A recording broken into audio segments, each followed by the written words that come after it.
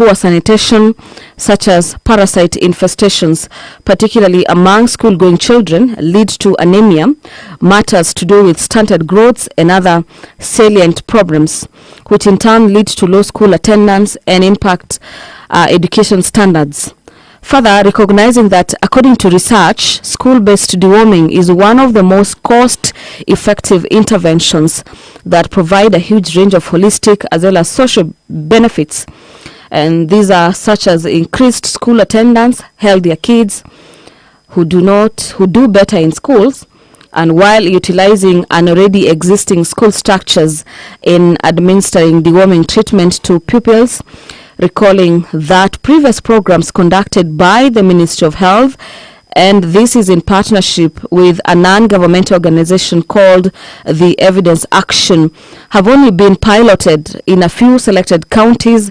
and that deworming efforts have been uncoordinated and dependent on external support with no clear policy or budgetary framework. Now, therefore, the House urges the national government through the Ministry of Health to develop a national policy on deworming school-going children as crucial part of mainstreaming of health services and health access in the country.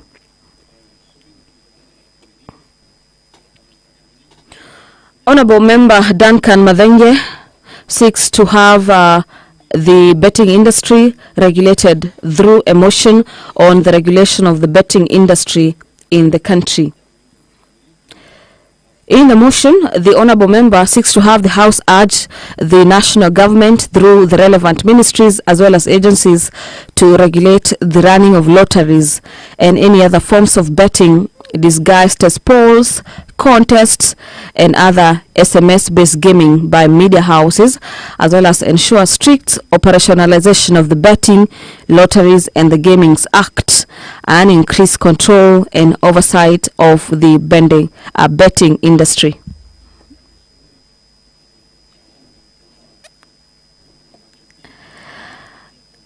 Honourable Member Felix Oduor will be moving a motion on the public health concerns at Langata Cemetry. That's aware that Article 42 of the Constitution provides for the right of every person to clean and healthy environment, and further aware that Article 69 of the Constitution obligates the state to ensure there is sustainable utilization of environment and natural resources, including land. Recognization of the fourth schedule of the Constitution assigns to the national government the function of land planning, including the general principles of land planning and coordination of planning by counties, as well as matters of health policies, and further recognizing that there is ongoing public outcry regarding the neglect. And this is the neglect of Langata Public Cemetery, which was declared full close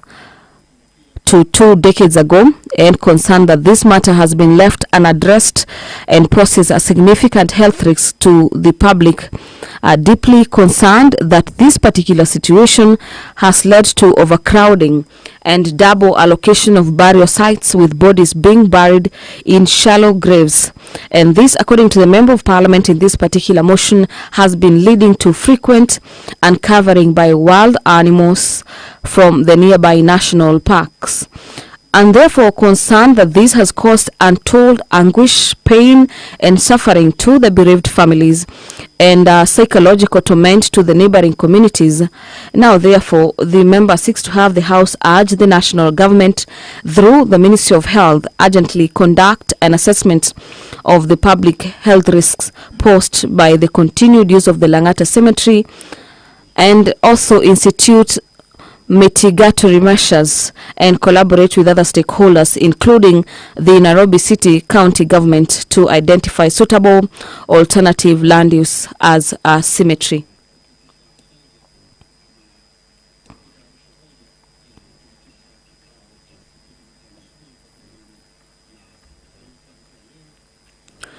The development and implementation of a program for the voluntary regularization of the land occupied by squatters for a prescribed period is a motion that will be moved by Honorable Mark Mwenje, that aware that lack of access to ownership of productive assets, in particular land, on one of the very serious sources of economic as well as social insecurity for Kenyans,